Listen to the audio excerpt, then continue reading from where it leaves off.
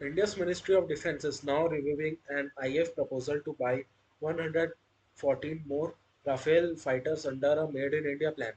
A deal reported to be worth around 2 lakh crores, roughly around 22 or 24 billion dollars. This would be biggest Rafale purchase so far and would push India's total Rafale fleet into the hundreds. Okay, as you all know, the Indian Air Force squadron strength has been declined to 29 squadrons in front of sanctioned 42 squadrons. So more jets are not a luxury now, they are a necessity to stop the decline and to restore deterrence.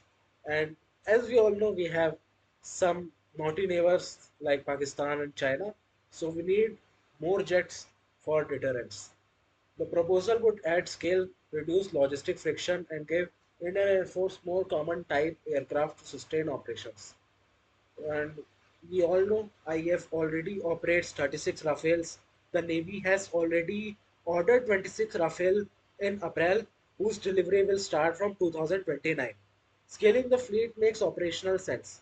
Practically, larger number means easier training pipelines, bigger maintenance pools, and faster sortie generation. Rafale bring network sensors, modern weapons, multi-role flexibility, and it is critical for network-centric warfare in the Indian theater. And the future of warfare for air defense will be highly network-centric and manned-unmanned teaming. If you want interoperability across squadrons and higher readiness, standardization on a capable platform helps. So, made in India element matters. Dassault in India partners like Tata, L&T are already deep in supply and component deals. Even fuselage production is being set up in Hyderabad with the help of Tata. That's not just a procurement, it's capability building and jobs. Expect an offset industrial angle to be key selling point for this. But don't pretend this is a flawless. The two real problems are visible. First, the variant questions. F4 is being fielded upgraded in France, but some reports say India may end up with version that lack the most advanced radar software or full GaN-based AESA integration unless India insists and gets cooperation. That means the older Thales radar is there in Rafale and the salt is not been able to upgrade it to GaN-based radars till now. And we are highly skeptical that France will allow source code access or full system access, which complicates integration of India's own Uttam AESA radar into Dassault Rafale. So AESA radar is good, but we need GaN-based AESA radar for better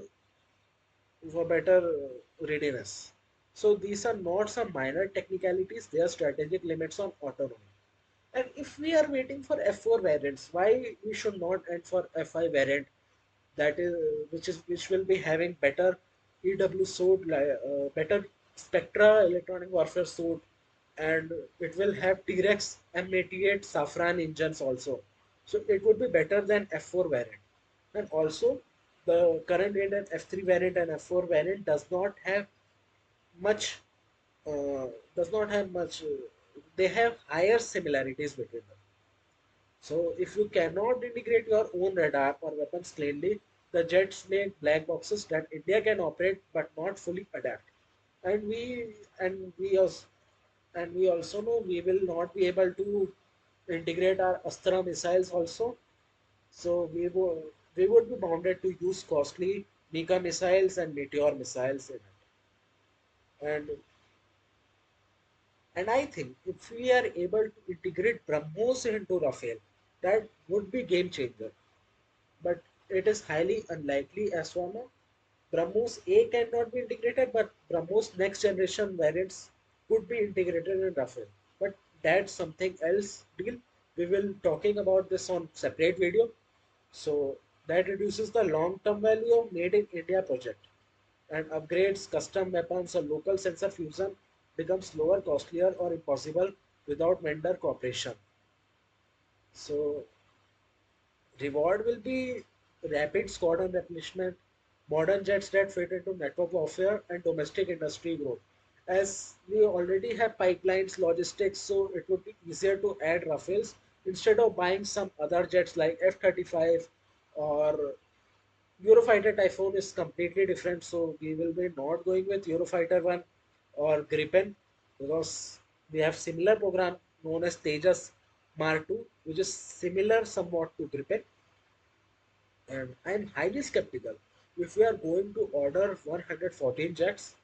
And so I think our Tejas Mark 2 will never fly.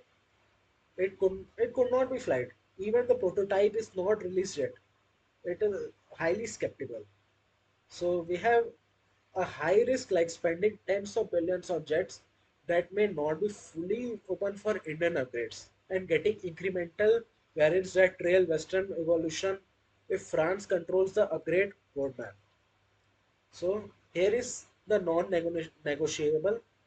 If India signs a big government to government deal, force two things into the contract: a clear roadmap and guarantee for integrating India's Uttam AESA or equivalent GaN based AESA radar and local systems, and a practical enforceable memorandum of understanding for technology transfer or at least sustained engineering support and API source access for mission computers. Without that, you buy capability today, but you lose control tomorrow. And in short, buying 114 Rafales can arrest squadron decline and strengthen network air power fast, but a big check without real integration rights is tactical success and strategic liability. Demand integration, code access, or guarantee open interfaces, and tie the Made in India promise to enforceable tech cooperation. That's the only way this deal could become a game changer, not just a headline, not just another headline. And if you want a detailed breakdown of the technical gaps like radar, electronic warfare, mission computers, weapon integration, tell me in the comments. I will make a deep dive and show what real open integration looks like. Thank you. Thanks a lot. This is my first video. So subscribe to the channel and namaste.